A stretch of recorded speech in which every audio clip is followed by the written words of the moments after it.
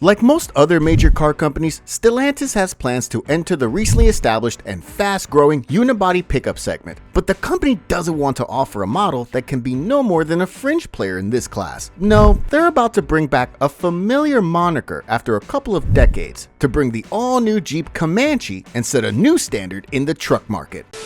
New design approach to the unibody pickup segment. Although primarily oriented to SUVs, Jeep has a decent experience in making pickups, including small ones. The original Comanche was one of them, with a design that combined the practicality and ruggedness of a pickup with nice on-road manners. And nothing is less expected from this resurrection. New pickups like Maverick and Santa Cruz have set pretty high standards, and Jeep will have to exceed them in order to be successful. In other words, it has to follow the set criteria of the segment, but it has to bring up something different as well. The first part of that mix includes a typical design approach for the segment, which starts with a car-like unibody platform. The old Comanche was pretty much a pickup version of Cherokee, but we expect the new model to be based on something smaller, simpler, and therefore more affordable. We're thinking of models like the Jeep Compass, which rides on the small, wide 4x4 platform and has pretty much everything a pickup like Comanche needs, starting from a modern chassis with an advanced suspension setup, the ability to accommodate various kinds of powertrain options, and the latest tech features. With such a design approach,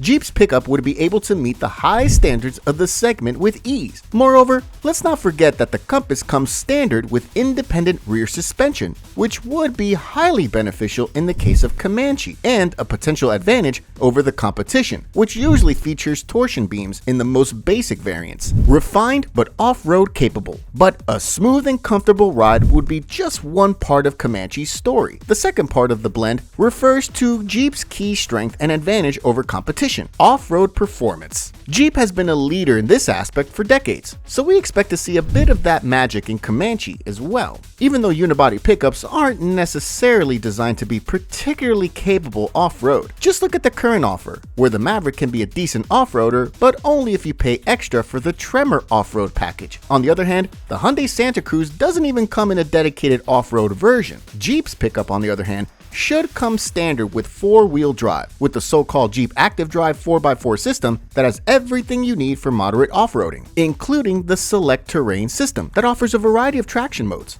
Of course, we also expect to see an upgraded off-road version, probably with the Trailhawk badge, which would feature an upgraded 4x4 system with goodies like low-range gearing and crawl control, while Jeep might add a locking rear differential for this occasion as well. Naturally, this version would include various other upgrades, including off-road suspension, all-terrain tires, skid plates, and many more. Exterior design. Pickups, especially unibody, are much more than utility vehicles. They're seen as super versatile vehicles, mainly used as family cars with characteristics that are typical for a modern SUV, with the added practicality of an open cargo area. These pickups also look quite attractive, so we have no doubt that Jeep is going to bring something really appealing. Of course, the 7-slot grille will be there, and many believe that the front end could actually look pretty close to the Compass. We have nothing against that because the compact crossover still looks very attractive, even though it's been around for a while. What's more interesting to you, we presume, is the configuration or body style. We know that many of you would like to see a small pickup with a single cab and 6-foot bed. We would like to see such a version as well. The only problem is that a small pickup isn't necessarily a vehicle of choice for a traditional pickup driver. Actually, non-traditional pickup drivers have a surprisingly big share in Maverick and Santa Cruz sales, and that's a group of buyers that would rather sacrifice a bit of cargo bed for the second row of seats. What we're trying to say is that even though there definitely is an interest in a single cab Comanche, it probably isn't big enough to make Jeep management consider adding this body style to the offer. Instead, this company will, just like other players in the class, most likely offer the new model only as a double cab pickup, with 2 rows of seats and a relatively modest cargo bed size. Interior design. Besides an appealing exterior, a modern compact pickup also needs to look very attractive from the inside and come loaded with modern tech and convenience features. And in order to keep production costs low, we presume that Jeep won't experiment much in this aspect. Instead, we could see the same or very similar dashboard design as in the Compass. That cab was significantly updated a few years ago and now looks very attractive. The design involves some pretty clean horizontal lines, complemented by fine materials and a solid amount of tech features. All in all, the dash looks like a complete package, elegant and upscale. And that's why we don't expect Comanche to bring any significant changes. As mentioned, the chances of seeing a single cab Comanche aren't too big. Just like the competition, Jeep's pickup will most likely come only as a double cab pickup,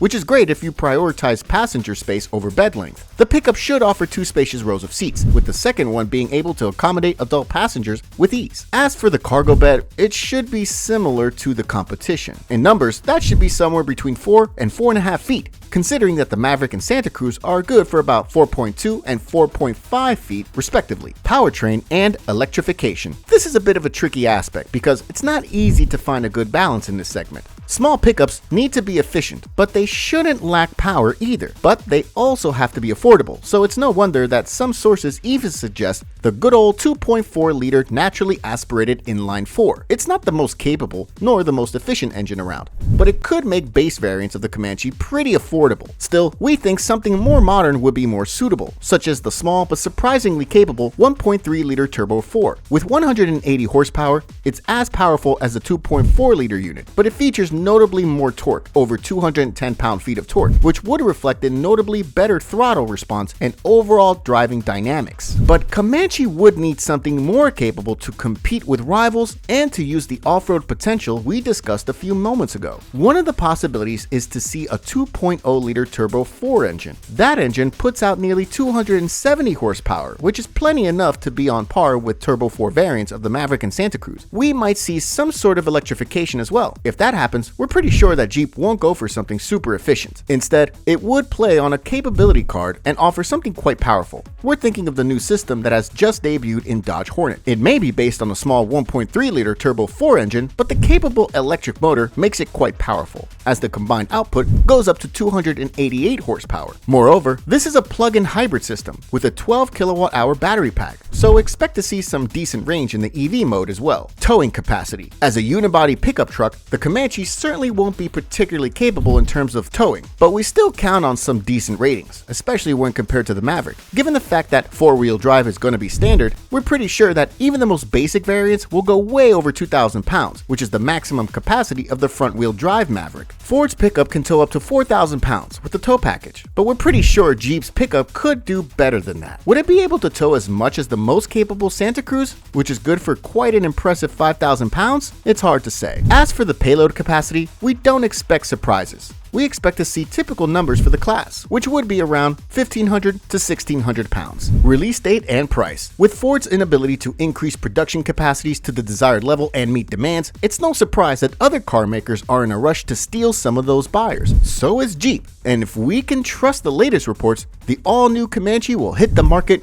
already in the next year as the 2025 model. As for the price, it's still early to talk about the exact numbers, but it's easy to guess that Jeep will try to make this pickup as affordable as the Maverick. Ford's pickup starts at around $25,000, while the hybrid version is available at around $26,500, so the base Comanche should be similarly priced if Jeep wants to be relevant in this segment. Thanks for watching and see you next time.